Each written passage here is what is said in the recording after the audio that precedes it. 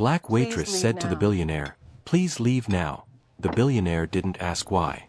"What if I told you that sometimes the most powerful moments in life happen when someone says no to money?" At Morrison's Diner on the outskirts of Nashville, 40-year-old Jasmine wiped down the same corner booth she'd been cleaning for 8 years. Her hands moved with practiced precision, but her mind was elsewhere, on the eviction notice tucked inside her apron pocket and the medical bills piling up at home for her 12-year-old son's asthma treatments. The dinner rush was starting, and she needed every tip she could get. That's when the black Mercedes pulled up outside, gleaming under the neon sign that flickered between "Open" and "Ope." The Would you man like who some more stepped out coffee? wore a suit that probably cost have a more fresh than pot right Jasmine here. made in 6 months. He walked through those glass doors like he owned the world, and in many ways, he did. But he was about to discover that some things in life can't be bought. Where are you watching from tonight? 43-year-old Theodore Blackwood slid into the corner booth without looking up from his phone. His fingers flew across the screen, orchestrating million-dollar deals while most people were thinking about what to have for dinner. He'd built his empire from nothing: tech companies, real estate, investments that turned pocket change into fortunes. But tonight, success felt hollow. He'd just left another board meeting where grown men treated him like a god, hanging on his every word, laughing at jokes that weren't funny. The isolation was suffocating. Jasmine approached his table with a warm smile that had charmed 1,000 customers. "Good evening, sir. Can I start you off with something to drink?" Her voice carried the gentle drawl of someone who'd grown up in these Tennessee hills, someone who understood that kindness costs nothing but means everything. Theodore barely glanced up. "Coffee, black. And I need quiet. I'm expecting important calls." His tone was sharp, dismissive, the same voice he used in boardrooms to cut through pleasantries and get to business. He'd learned that politeness was often mistaken for weakness in his world. "Of course," Jasmine replied, her smile never wavering. She'd dealt with difficult customers before. Rich, poor, rude, or kind, they all got the same treatment from her. Dignity was something she gave freely, even when it wasn't returned. As she poured his coffee, Theodore's phone rang. The conversation that followed made other diners glance over nervously. His voice rose as he discussed layoffs, factory closures, and profit margins. "I don't care if it's Christmas week," he said coldly into the phone. "If the numbers don't work, we shut it down. 2,000 jobs? That's not my problem. That's theirs for not being valuable enough." Jasmine paused mid-step, coffee pot trembling slightly in her hand. Her own father had lost his factory job 3 years ago when the plant closed right before the holidays. He'd never found steady work again. She set the pot down carefully, her smile now feeling like armor against memories she'd rather forget. At the next table, an elderly man clutched his wife's hand tighter. They'd been married 53 years, and the factory Theodore was discussing shutting down was where their son worked. The son who was finally getting back on his feet after his wife's cancer treatments had drained their savings. Theodore continued his call, oblivious to the pain his words were causing. In his world, numbers mattered more than names, and efficiency trumped empathy every time. He'd convinced himself that business was just business, that someone had to make the hard decisions others couldn't stomach. But as he spoke, something changed in the diner's atmosphere. Conversations grew quieter. The warmth that had filled the room began to feel strained. Jasmine watched the elderly couple exchange worried glances, saw the man's weathered hands shake as he tried to comfort his wife. She'd served thousands of customers over the years, but she'd never felt the weight of someone's words quite like this. As Theodore ended his call and gestured impatiently for more coffee, Jasmine found herself facing a decision that would change both their lives forever. Sometimes, she realized, serving others meant knowing when not to serve them at all. Jasmine refilled Theodore's coffee with steady hands, but her mind was racing. She thought about her father, still looking for work at 62, too proud to ask for help but too tired to hide his despair. She thought about the families in this very diner who might be facing the same fate because of decisions made in boardrooms by men who'd never missed a meal. Theodore's phone buzzed again. Another call, another opportunity to reshape lives with the casual indifference of someone moving chess pieces. "Blackwood," he answered curtly. This time, he was discussing pension cuts. Look, these people should have saved for their own retirement. We're not a charity. The words hit Jasmine like a physical blow. Her grandmother had worked 40 years at a textile mill, only to have her pension disappear when the company restructured. She'd spent her final years counting every penny, choosing between medicine and groceries.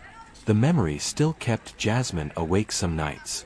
Across the diner, she noticed other customers listening too. There was Betty, the night shift nurse who worked double shifts to pay for her mother's nursing home care. There was Carlos, the mechanic who'd been saving for years to send his daughter to college. These weren't just faces to Jasmine, they were her community, her people, the ones who understood that every dollar mattered because every dollar was earned through sweat and sacrifice. Theodore laughed into the phone, a cold sound that made Jasmine's stomach turn. Severance packages? They should be grateful they had jobs at all. We gave them paychecks, not promises. That's when something inside Jasmine shifted. She'd spent 8 years serving everyone who walked through that door with equal respect, believing that kindness could bridge any gap. But watching Theodore treat people's livelihoods like numbers on a spreadsheet, seeing the fear creep into her neighbor's eyes, she realized that sometimes kindness meant standing up to cruelty, not enabling it. She walked over to his table, her heart pounding but her resolve strengthening with each step. "Excuse me, sir," she said quietly, her voice carrying a new weight. "I'm going to have to ask you to keep your voice down or take your calls outside. You're disturbing our other guests." Theodore looked up for the first time, really looked at her. He saw a woman in her 30s with kind eyes that had suddenly turned steely, with hands that spoke of hard work and a spine that refused to bend. For a moment, he was surprised. People rarely challenged him anymore. "Do you know who I am?" he asked, his voice carrying the entitled edge of someone accustomed to instant recognition and deference. "I know exactly who you are," Jasmine replied, her voice steady. "You're someone who thinks money gives you the right to hurt people." She paused, letting the words settle between them. "Well, not in my section, you don't. If this moment touched your heart, please give the video a thumbs up." Theodore stared at her, shocked into momentary silence. In his world, people either feared him or wanted something from him. But this woman, this waitress in a small-town diner, was looking at him like he was just another person who needed to learn some manners. Theodore's face flushed red with indignation. "This is ridiculous. I'm a paying customer, and I'll conduct my business however I see fit." He pulled out his wallet, letting it fall open to reveal more cash than most people in the diner made in a month. "Maybe this will change your tune." But Jasmine didn't even glance at the money. Instead, she looked directly into his eyes, seeing past the expensive suit and arrogant facade to something deeper, a loneliness that money couldn't cure, a hunger for genuine human connection that all his wealth had somehow starved rather than fed. "Sir, I'm going to ask you one more time to lower your voice or step outside," she said firmly. Would you like some more coffee? "And your money doesn't change I have a that." fresh pot right Theodore here. stood up abruptly, his chair scraping against the worn linoleum. "I'll have your job for this. Do you understand what I could do to this place? One phone call and this dump could be closed by morning." His voice carried the dangerous edge of a man who'd never been told no, who'd spent years believing that like some more power meant coffee? never having to hear that word. I have a fresh The pot diner right here. fell completely silent. Every conversation stopped, every fork paused halfway to every mouth. The elderly couple at the next table held their breath, while Betty the nurse reached instinctively for her phone, ready to start looking for another job if this escalated further. But Jasmine didn't flinch. She thought about her son at home, about the eviction notice in her pocket, about everything she had to lose. Then she thought about her father's broken spirit, her grandmother's empty pension, and all the faces in this room who deserved better than to be collateral damage in one man's pursuit of profit. "You know what, sir?" she said, her voice growing stronger with each word. "You're right. You probably could shut this place down. You could cost me my job, cost all of us our jobs. But you can't take away our dignity. And you can't force us to watch you treat people like they're nothing while we serve you coffee and pretend that's okay."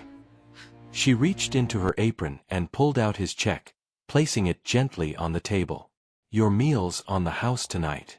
But I'm going to ask you to leave now. Please. Theodore stared at her in disbelief. In his world, problems were solved with money, influence, or intimidation. But this woman was offering him something he'd never experienced before. Boundaries set with grace, consequences delivered with kindness, and respect that had to be earned rather than bought. For the first time in years, Theodore felt truly seen. Not as Theodore Blackwood the billionaire. Not as a name on a Forbes list or a voice on an earnings call. But as a person whose actions had weight, whose words had power to heal or harm. The realization hit him like a cold wind. Have you ever faced something like this? Let us know in the comments. As he looked around the diner at the faces watching him, really looked at them, perhaps for the first time, Theodore began to understand that he stood at a crossroads. He could storm out, make those threatened phone calls, and prove that his power was absolute. Or he could choose something else entirely, something that might cost him nothing but change him everything.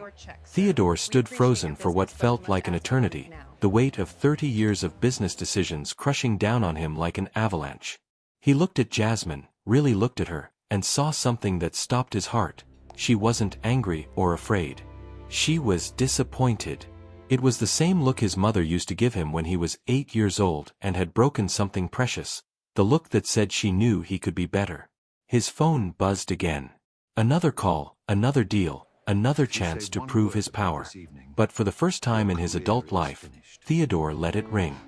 He stared at the device in his hand, this thing that had become an extension of his identity, and slowly placed it face down on the table. "You're right," he said quietly, his voice barely audible. The admission felt like stepping off a cliff, but also like learning to breathe again. "You're absolutely right." He sank back down into the booth, not with the entitled swagger of earlier, but with the careful movements of someone who suddenly realized he was walking on holy ground. The diner remained silent, everyone holding their breath, unsure whether this was surrender or the calm before a greater storm.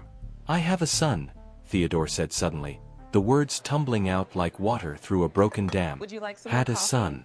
He died 3 years ago. Leukemia."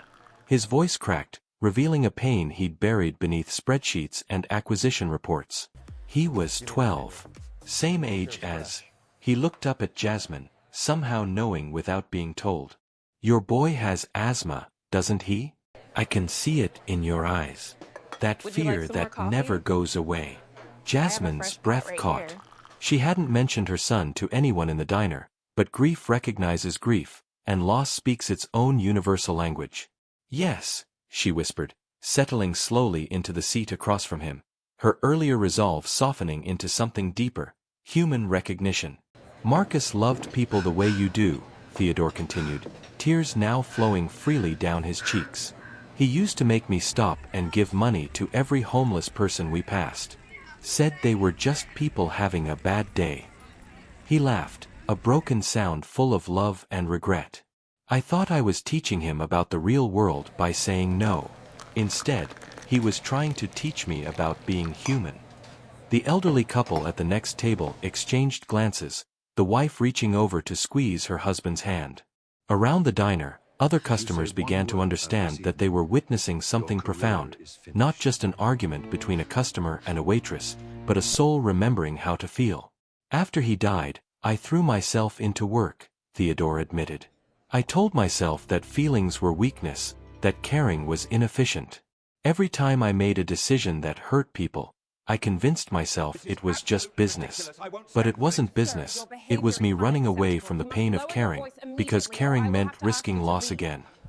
If you've been enjoying this story, subscribe to our channel for more heartwarming tales. Jasmine reached across the table and placed her hand over his, a simple gesture that bridged the gap between their worlds. "He would be proud of you for recognizing that," she said softly. "That takes more courage than any business deal ever could." Theodore wiped his eyes with the back of his hand, feeling lighter than he had in years. "I don't even know your name," he said with a shaky smile. "I came in here acting like I owned the place, and I never even asked your name." "Jasmine," she replied warmly. "Jasmine Williams. And your name, your real name, not your title, is Theodore, right?" He nodded, amazed at how good it felt to be called by his given name rather than Mr. Blackwood or Sir. "My friends used to call me Theo, before I forgot how to have friends." "Well, Theo," Jasmine said, her smile returning in full force, "let me get you some fresh coffee and maybe a slice of pie. Betty over there makes the best apple pie in 3 counties, and she could use the compliment tonight." As Jasmine went to get the pie, Theodore pulled out his phone one more time. But instead of making another business call, he scrolled through his contacts until he found the number for his company's human resources director. "Patricia, it's Theodore. About that factory closure we discussed, I need you to call an emergency board meeting for tomorrow morning. We're going to explore every alternative before we even consider layoffs." Around the diner, conversations slowly resumed, but with a different energy. The elderly couple smiled at each other, relief evident in their relaxed postures. Carlos the mechanic nodded approvingly from his corner table, while Betty the nurse began cutting an extra-large slice of pie with obvious pride. When Jasmine returned, Theodore had already made 4 more calls, to his financial advisors, his legal team, and 2 competing companies about potential partnerships that might save the factory jobs. "I can't promise I can save them all," he told her honestly, "but I can promise I'm going to try. And I'm going to start remembering that every decision I make affects real people with real lives." "That's all anyone can ask," Jasmine replied, setting down the pie. "To try, and to care about the trying." Theodore took a bite of the pie and closed his eyes. "This is incredible. When was the last time I actually tasted food instead of just eating for fuel?" He looked around the diner with new eyes, seeing not a dump, as he'd called it earlier, but a place where community gathered, where people cared for each other, where a waitress could teach a billionaire about wealth that couldn't be measured in dollars. As he prepared to leave, Theodore placed a $100 bill on the table, not as a display of power, but as a gesture of respect. "For the pie, and for the lesson," he said. "And Jasmine, if you ever need anything for your son's medical care, you call me. Not because I'm trying to buy forgiveness, but because that's what people do for each other."